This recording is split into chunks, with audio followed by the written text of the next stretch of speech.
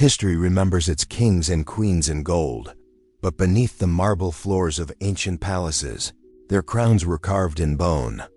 In the forgotten empire of the East, a law older than any scripture decreed that betrayal to the crown be punished not by death, but by burial, alive beneath the throne itself.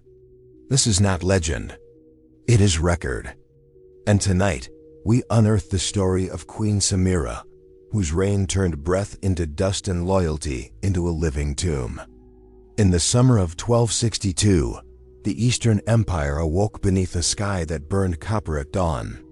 The palace of Qeshmar, carved into the red hills of the desert, prepared for a coronation that would silence generations. The scent of incense drifted through corridors once darkened by fear. It was here that Samira bint Harun, the last surviving heir of the Saffron dynasty, was crowned queen. Her face was calm, but her eyes betrayed a haunted inheritance, for the crown she wore was said to breathe. The ancient jewel within it, a ruby older than the empire itself, pulsed faintly against her skin as though alive. According to the priests, it was carved from the bloodstone of her great-grandmother, the queen who had once buried her husband alive for treason. Every monarch since had inherited both the gem and the curse, to rule in silence or be swallowed by it. As drums thundered through the courtyard, the people shouted her name. Yet beneath the celebration, a tremor of unease rippled through the council halls. For centuries, whispers had persisted, that each coronation awoke the buried spirits beneath the palace. The marble floors beneath the throne concealed the vault of the crown, a subterranean crypt where traitors and fallen royals had been entombed alive, their breath offered to the gods of justice.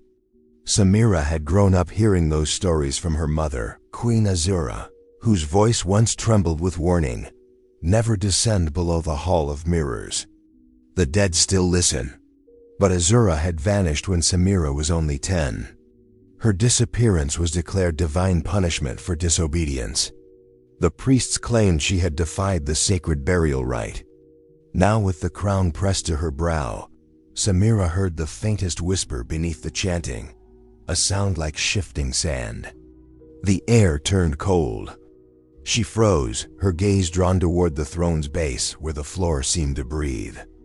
The royal chronicler, Eshan of Ispra, recorded that the queen did not smile once during the ceremony. "Her Majesty's gaze," he wrote, "fell not upon her people, but upon the marble beneath her feet, as though she feared it would open." That night, after the feasts ended and the torches dimmed, Samira dismissed her attendants and walked barefoot through the silent corridors. The moonlight cut through the stained glass, painting the floor crimson. She reached the sealed door at the end of the eastern hall, the entrance to the vault locked by her ancestors centuries ago. A single inscription marked its surface in ancient script, "The crown breathes only through those it buries." Samira touched the cold stone, feeling its pulse beneath her palm. Behind it lay the truth her bloodline had guarded, a truth that had devoured her mother and now stirred awake for her. Shishan's final entry for that day was brief but chilling. On the night of her coronation, the queen stood before the buried door. The guards heard her whisper only one word before turning away, "Mother." The empire had gained its ruler, but the crown had found its next breath. In the days following her coronation, Queen Samira rarely slept. Servants would find her wandering the east corridors before dawn, her hands tracing the cold veins of the palace walls, as if listening to a heartbeat within them. The courtiers whispered that she spoke to the stones, and that sometimes they answered. Qeshmar Palace had always been a place of listening. Every breath, every whisper, carried along hidden vents and narrow tunnels built for spies and priests. It was said that a monarch could hear the whole empire through its walls, yet those same walls had also carried the screams of those condemned beneath them. Samira's ancestors believed the dead must remain near the throne to guard it. Their bodies had been sealed into the very foundations of the palace, their voices bound by ritual. But the queen began to sense that something had changed. The first to hear it was her lady-in-waiting, Lele, who claimed she heard a woman's voice humming a lullaby near the queen's chamber. The song was one Samira had known since childhood, her mother's lullaby. That night, the queen ordered all musicians from the palace grounds. Yet the melody returned, faint and low, coming from the wall behind her bed. The royal chronicler, Qeshmar, described her demeanor in his journal. The queen's face grows thinner. Her eyes move as if following someone unseen. The priests speak of divine testing, but I fear it is memory taking shape. Among the council, anxiety deepened. The nobles of the House of Mayor, jealous of Samira's sudden authority, began murmuring of her instability. They met in secret beneath the southern pavilion, plotting to restore the power of the council over the throne. One voice among them, Lord Farouk, warned them softly, "Be cautious. The walls have ears." He meant it as a proverb. But by dawn, every word they had spoken was already known to the queen. When summoned to her court, the men knelt trembling. Samira did not accuse them directly. She only smiled faintly and said, "Loyalty travels on the wind. Disloyalty echoes through stone." None dared ask how she had learned of their meeting. After they left, the council chamber remained still, yet the faintest sound of breathing lingered behind the throne. Ashan recorded that she ordered the palace masons to seal every hidden passage that week. For 7 nights, the pounding of hammers echoed across the palace as doors were bricked shut, vents closed, and tunnels buried. But as one chamber was sealed, another voice seemed to awaken. Lele claimed the queen began conversing with her mother's spirit, believing Azura had been buried alive beneath the Hall of Mirrors. The priests, alarmed by such blasphemy, urged her to repent, but Samira silenced them with a single decree: "If the dead whisper truth, it is not heresy to listen." By the month's end, servants began to flee. They said that at night, the palace moaned like a living creature. Walls shuddered. Murmurs rose from beneath the tiles. And sometimes, in the silence before dawn, a voice would sigh from nowhere, "Breathe. Breathe for me." In his final entry that season, Ashan wrote with trembling ink, "The palace listens now. The queen has made herself its heart. Whatever dwells behind those walls knows her name." The vault of the crown was still sealed, yet the dead had already begun to speak. By the 2nd year of her reign, Queen Samira's palace had become a labyrinth of silence. The marble floors gleamed, yet no laughter filled them. Servants walked barefoot, afraid that even their footsteps might awaken what slept beneath. The council seldom met her gaze. They said her eyes had changed, that they reflected not candlelight, but firelight, as though something burned within her. It was during this uneasy calm that Samira made her first decree of blood. From the western provinces came reports of disobedience. The governor of Farin, a cousin of the late Queen Azura, had refused to send tribute to the capital. When summoned, he arrived draped in white, pleading his loyalty. But Samira's tone was colder than the stone beneath her throne. "If gold cannot reach the crown," she said, "perhaps your breath will." That night, she ordered the revival of an ancient rite forbidden for over a century, the Chamber of Sand. The chamber lay far beneath the eastern wing of the palace, carved into the bedrock itself. Once, it had been the burial site of traitors who betrayed the royal oath. The condemned were laid within stone cells while sand was poured through narrow slits from above, grain by grain, until it consumed them. Death came not from suffocation, but from despair, as the sand pressed against the lungs, silencing every plea. For decades, the priests had sealed the chamber, calling it cursed. But Samira commanded it reopened, saying justice demanded remembrance. The chronicler Ishan wrote with dread, the workers refused. They spoke of wails echoing through the sealed door, of shifting dust that moved like breath. Yet Her Majesty stood before the gate herself, torch in hand, and said only, "If my bloodline buried sin, then I shall face its ghosts. The heavy seal was broken. The air that escaped was warm, thick with the scent of decay and myrrh. The torchlight flickered against walls covered in carvings of faces, hundreds of them, their mouths open as if mid-scream. Samira descended alone, her robe trailing across the sand. The priests waited above, chanting prayers to the sun god Zahir, yet none dared follow. When she emerged hours later, her face was as pale as salt. "The chamber lives," she murmured. "It remembers." Days later, the governor of Ferine was tried in secret. His sentence was not recorded in the royal ledgers, but Eshen preserved the truth. He was placed in the chamber beneath the queen's feet. The sand began at sunset. By dawn, the air in the palace grew heavy, as though the earth itself exhaled. When the priests protested that such punishments invited divine wrath, Samira silenced them with a stare. "Justice buried once must be reborn," she said. "Let the traitors become the soil that feeds the crown." From that night forward, a faint trickle of sand was said to fall from the ceilings of the eastern corridors, as if the palace itself wept dust. Servants covered their faces, nobles whispered of curses, and still the queen ruled with calm certainty. But Eshen wrote one final line beneath that entry, one he never showed to her. When the queen reawakened the chamber, she did not bury her enemies. She buried her mercy. And the walls, once silent, began to hum once more. The chamber of sand changed the rhythm of the palace. Every decision now carried the weight of dread. The nobles spoke in murmurs, the servants moved like shadows, and even the priests who had once blessed the queen's reign began to bow in fear rather than reverence. Justice had become ritual, and ritual had become hunger. The queen's council, once a circle of advisors, now resembled a court of ghosts. At its center stood High Priest Nareb, the last voice of spiritual restraint within Qeshmar. His beard was silver, his eyes clouded with faith. He had known Samira since her childhood, once teaching her to read the sacred verses.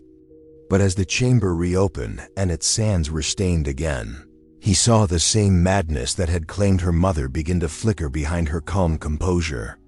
When he dared to question the resumption of the burial rites, Samira listened quietly, her chin resting upon her palm. "The dead speak through me," she said softly. "Would you silence the voice of the divine?" Nareb fell to his knees. "Majesty, the divine does not whisper through the dead, it warns through them. You seek purity through punishment. You will find only echo." Her eyes darkened. "Then let the echo teach us truth." By dusk, the priests were summoned to prepare the ritual of burial by breath, a punishment reserved for oathbreakers of the inner court, a ceremony unseen since the empire's earliest kings. The condemned were bound in silken wrappings, their mouths covered by fine veils steeped in sacred oil. They were laid in a sealed room beneath the temple, where incense burned thick enough to steal the air slowly. The belief was that the gods would draw out their souls with each final breath, granting redemption through suffocation. When the name of the condemned was read, silence spread like frost across the hall. It was High Priest Nareb. Eshen, who recorded the event from a shadowed corner, wrote, "The queen did not tremble. She stood beside the altar, her expression one of solemn duty. When the priest's voice faltered, she whispered to him, 'Faith should never outlive obedience.' Then she ordered the incense lit. The ritual lasted through the night. By dawn, Nareb's body was laid to rest among the royal saints. The queen decreed his sacrifice as holy penance for his doubt. The temple bells rang as though mourning not one man, but an entire age of mercy. After that day, no one dared speak openly. The palace grew quieter. Even Eshen began to burn his notes after writing them, fearing discovery. "Words," he wrote, "have become more dangerous than daggers." The queen's face remained serene, but her attendants noticed she no longer addressed them directly. She listened instead to unseen voices, pausing mid-thought as if answering someone only she could hear. She spent long hours before the sealed door of the vault, tracing its carvings in silence. One night, Layli approached her and asked gently, "Majesty, do the voices comfort you?" Samira's reply chilled her to the bone. "They remember what I forget. They forgive what I cannot." From then on, the palace no longer echoed with whispers, it breathed them. The silence had become alive. And with it, so too did the ghosts of every buried soul who had ever served the crown. By the third year of Queen Samira's reign, the empire had grown outwardly calm, yet beneath its polished surface, rot crept quietly through every corridor. The chamber of sand had not been used in months, but its presence lingered like a scent that would never fade. The palace itself had begun to change. Stone walls seemed damp with breath. Tapestries rippled, though no wind stirred them. The servants whispered that the dead now shared their halls. The queen no longer appeared before her subjects. She ruled through decrees written in her own hand, each letter sharp and deliberate, sealed with the blood-red mark of the crown. When she did emerge, her face was half-veiled in silk. No one had seen her mouth in weeks. Sean wrote of her transformation with cautious reverence. Her Majesty walks as though in trance. Her steps are slow, her eyes unblinking. At times she pauses mid-word, as though another speaks through her. The veil became her armor. At first, it was said to honor the memory of her late mother, Queen Azura, but rumors soon replaced reverence. Some said Samira's face had grown pale and lifeless, that the breath of the buried had touched her skin. Others swore they saw shadows move behind her when she passed, shapes of kneeling figures following silently. The few who still dared speak truth feared what she had become. Among them was Lord Ilias, her cousin by blood and commander of the palace guard. Loyal yet proud, he had protected her since childhood. But one night, as he stood watch near the Hall of Mirrors, he heard something impossible, her voice calling his name from within the wall itself. He tore down a section of plaster in panic, and behind it, he found an ancient brick archway sealed with mortar. Its surface was marked with the sigil of Queen Azura. The next morning, Ilias reported his discovery. Samira listened without surprise. She rose slowly, her veil shifting in the candlelight. "Seal it again," she said. "The dead have found peace. Do not disturb their silence." But Ilias hesitated. "Majesty, if your mother is truly peace," she interrupted softly, "you speak of peace as though it were mercy.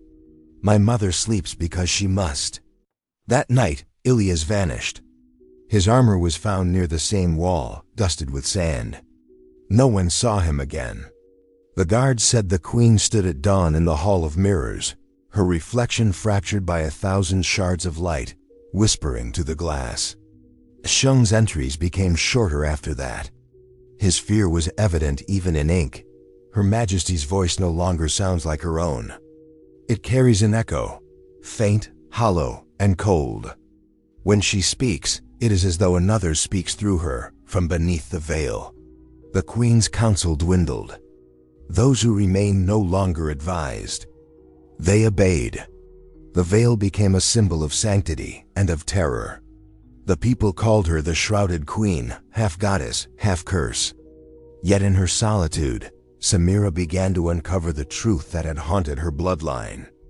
Beneath her chamber floor, behind the wall her cousin had broken, lay not one tomb, but dozens. Each bore the royal seal. Each belonged to a monarch who had ruled before her. And each had been buried alive. By the 4th year of her reign, Queen Samira's silence had become legend. Her name was spoken only in prayers and nightmares. Beyond the palace, the empire suffered drought, famine, and unrest. Yet within the gilded walls of Qeshmar, the queen ordered preparations for a celebration unlike any in generations, the Feast of Renewal, to mark 5 years of her rule and the cleansing of treachery from the throne. Eshen recorded the announcement with disbelief. "The people starve," he wrote, "yet the queen calls for gold, music, and meat. The dead will have their feast before the living do. The palace transformed overnight. Courtyards were draped with silk, fountains filled with imported wine. Servants, trembling with exhaustion, polished marble floors until they reflected torchlight like still water. The surviving nobles, many of whom feared they would be next to vanish, prepared their finest robes, uncertain whether they were attending a celebration or a burial. Samira appeared that night in a gown of white and ash, the veil still upon her face.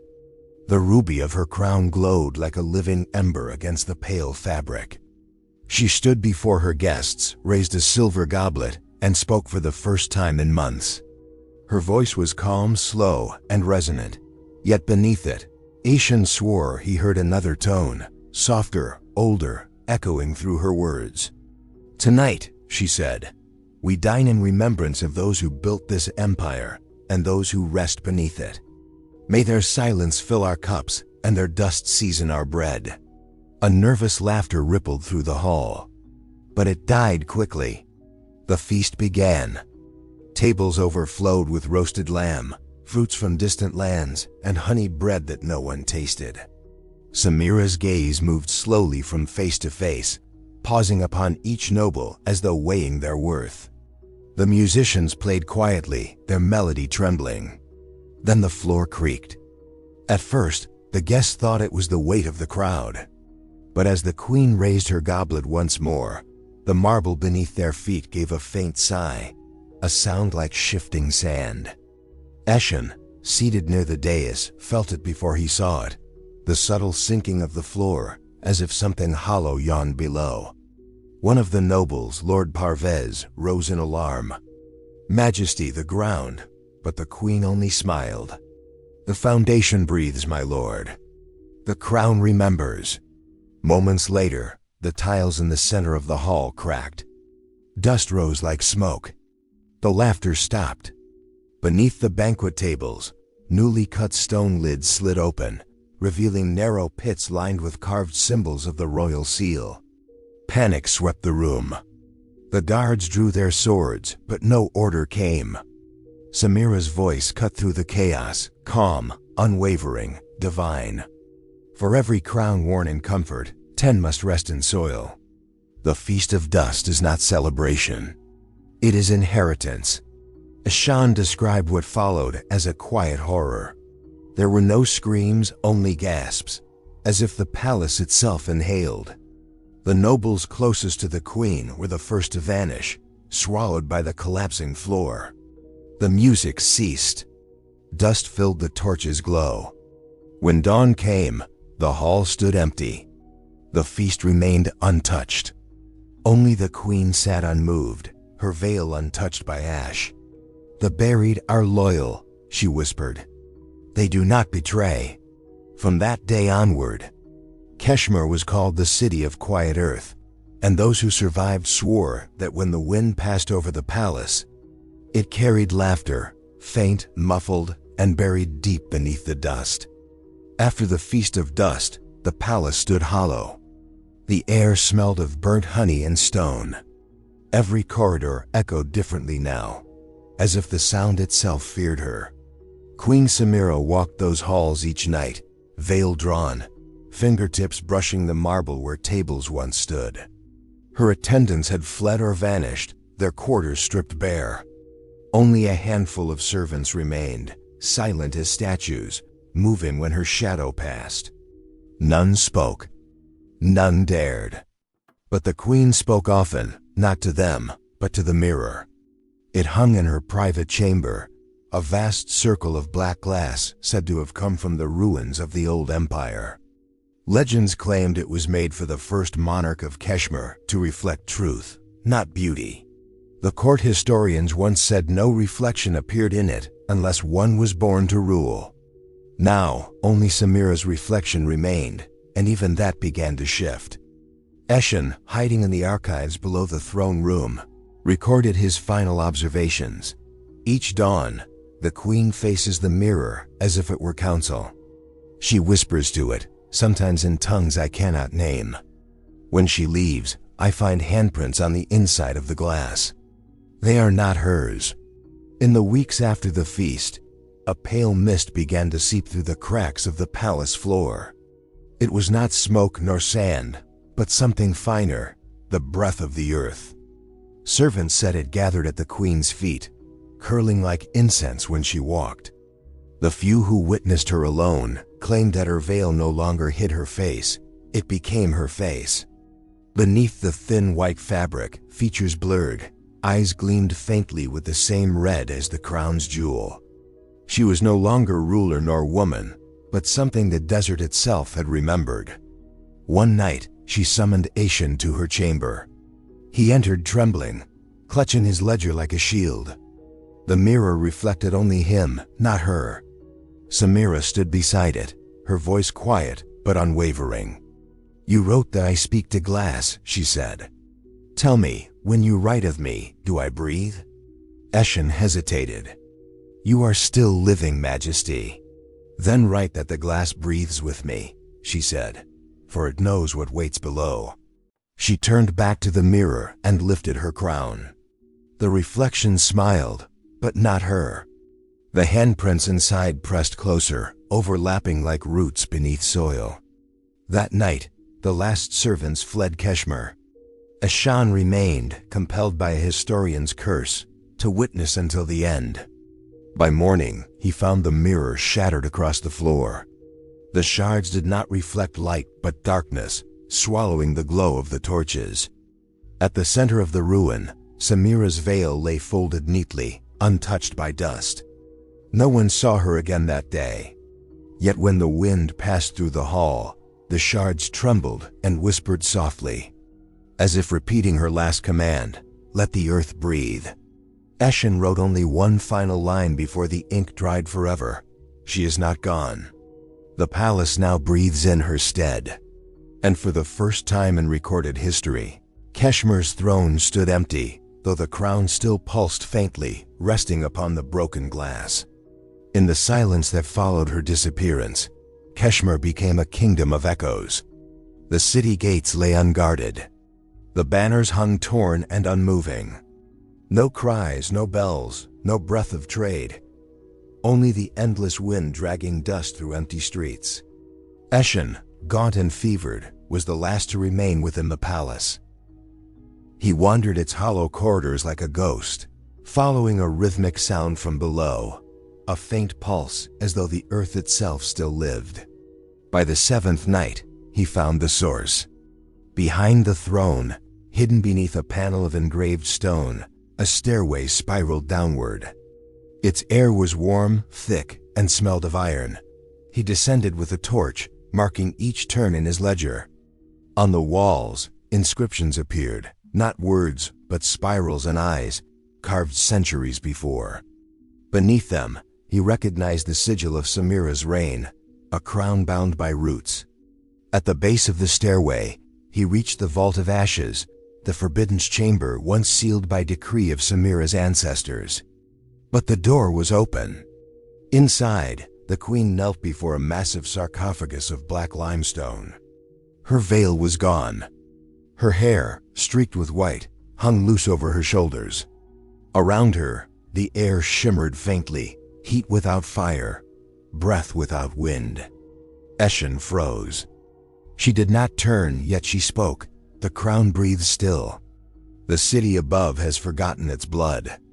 So I give it lungs. She gestured to the walls. Within the stone, faint shapes pulsed, not carvings, but faces, countless and blurred, as if pressed from within. "They will not betray me now," she murmured. "They will guard the silence." Assyrian fell to his knees, weeping. "Majesty, the world beyond collapses, your people flee, your empire is dust." She smiled faintly. "Dust returns to dust, but what is buried endures." He begged her to flee with him, but Samira's eyes, ancient, serene, fixed upon the sarcophagus. "Leave, historian," she said softly. "You were meant to remember, not remain." He fled. When he looked back from the stair's mouth, he saw her crown glowing in the darkness, steady, rhythmic, alive. By dawn, the vault trembled. Sand poured through the cracks of the palace floors. Statues split. The breath beneath the stone grew louder, deeper, as though the entire foundation drew a final inhale. Ishung's last record ended abruptly with these words, "The queen has entered the vault." The door seals itself. The earth shudders as if swallowing its own name. That was the last trace of the historian and the last witness to Queen Samira's living burial. When the tremors ceased, the palace stood silent again. No voices, no music. Only the faint vibration beneath the floor, the crown's last breath, echoing toward its eternal home. The vault waited, patient, pulsing, for the moment when the earth would close. Night descended over Qeshmar like a slow exhale. The palace walls, once polished with gold, were streaked with soot and silence. The fires in the courtyards had died. Only the queen's chamber remained lit, a dim pulsing glow that seemed to come from within the stone itself. Queen Samira stood before the mirror of obsidian that had watched her every decree. Her crown, once heavy with rubies, now seemed to breathe against her scalp, its weight no longer burden, but promise. She had heard the whispers in the halls, the people had fled, the army had turned to dust, the kingdom had become a mausoleum. Yet her voice remained calm. "A queen," she murmured, "must never leave her throne empty." From the great hall below, the sound of shifting stone echoed, the engineers fulfilling her final order. The entrance to the royal vaults was being sealed. There would be no successor, no burial procession, no legacy to interpret. Only her. Carrying a torch, Samira descended the spiral staircase that wound beneath the palace. The air thickened, heavy with the scent of iron and salt. Along the walls, hundreds of carved faces watched her pass, her victims, her advisors, her gods. The deeper she went, the louder the pulse beneath her feet became, as though the earth itself waited to receive her. At the heart of the vault stood the sarcophagus of black limestone, not carved for her, but by her. Its surface bore no inscriptions, only grooves like veins running toward its center. Around it, the sand quivered softly, stirred by a breath that was not her own. She placed the torch beside it, and the flame leaned inward as if bowing. Then, without trembling, she removed her crown and laid it upon her head once more, the final coronation. "Let the crown breathe," she whispered. "Let the soil remember." With deliberate calm, Samira stepped inside the sarcophagus. The lid was drawn by the chain she had prepared days earlier, its mechanism triggered by her weight. As the slab slid into place, darkness enveloped her, yet she did not struggle. Her breathing slowed, sinking with the pulse of the stone around her. The air grew thin, the sand pressed close, and soon the vault was still. Above, the palace trembled. The last torches went out. The marble cracked. The city of Qeshmar, built upon the graves of thousands, began to sink. Towers bowed to the earth like mourners. Streets folded into the desert. By dawn, nothing remained but dust and wind. Centuries would pass before anyone dared to dig again. The narrator's voice returns now, soft and grave, almost reverent.